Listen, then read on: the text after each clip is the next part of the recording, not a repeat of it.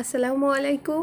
আজকে আমি আপনাদের সঙ্গে কিভাবে হাতে মেখে মসুর ডাল ভুনা করা হয় সেটার রেসিপি শেয়ার করব। তবে এই রেসিপিটা আমার আম্মুর কাছ থেকে শেখা নয়, এমন একজন মানুষের কাছ থেকে শিখেছি, সে আসলে আর এই পৃথিবীতে নাই। তো ওনার জন্য সবাই দোয়া করবেন। উনি হচ্ছে আমার মামি ছিলেন। তো উনি এত মজার মজার খাবার রান্না করতেন, আমরা গেলে উনি প্রত্যেকবারই চেষ্টা করতেন নতুন নতুন কিছু আইটেম দেওয়ার। তো এটাও সেরকমই একটা আইটেম। তো আমার এত ভালো লেগেছিল, তো মামির কাছ থেকে আর কি রেসিপিটা জেনে নিয়েছিলাম। পরবর্তীতে আমি প্রায় সময় রান্না করে থাকি। যখন দেখা যাচ্ছে একঘেয়েমি খাবার আর খেতে ভালো লাগে না, তখন আমি এইভাবে রান্না করি, আর আমার বাসার সবাইও খুব পছন্দ করে।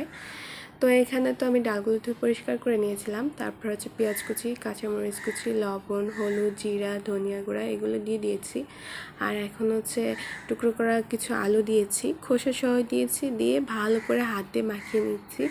আর হাতে মাখার উপরে অনেক সময় কিন্তু নির্ভর করে খাবারের টেস্টটা। তো আর এইগুলো হাতে মাখানো খাবারগুলো হচ্ছে খুব ভালো করে মাখিয়ে নিতে হয়। তো পরিমাণ মতো আমি তেলও দিয়ে দিয়েছি, আর তেলটা দিয়ে আবারও ভালো করে মাখিয়ে নিয়েছি। আর এই পর্যায়ে হচ্ছে দারচিনি, এলাচ আর লবঙ্গ দিয়ে দিয়েছি। তো দিয়ে এখন হচ্ছে আমি পরিমাণ মতো পানি দিয়ে দিয়েছি, যাতে এই পানিতেই ডালটা সিদ্ধ হবে, আবার একবারে থকথকে একটা ভাব হয়ে আসবে। তো মোটামুটি আমার কিন্তু ডাল রান্নাটা প্রায় অলমোস্ট ডান। তো লাস্টে এখন ফোড়ানি দিব।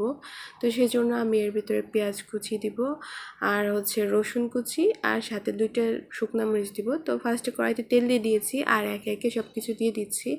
দিয়ে সব লাস্টে সামান্য একটু জিরা দিয়ে দিলাম। দিয়ে এখন হচ্ছে একটু বাদামি বাদামি কালার হয়ে আসলে আমি এটা আর কি ডালের ভিতরে দিব।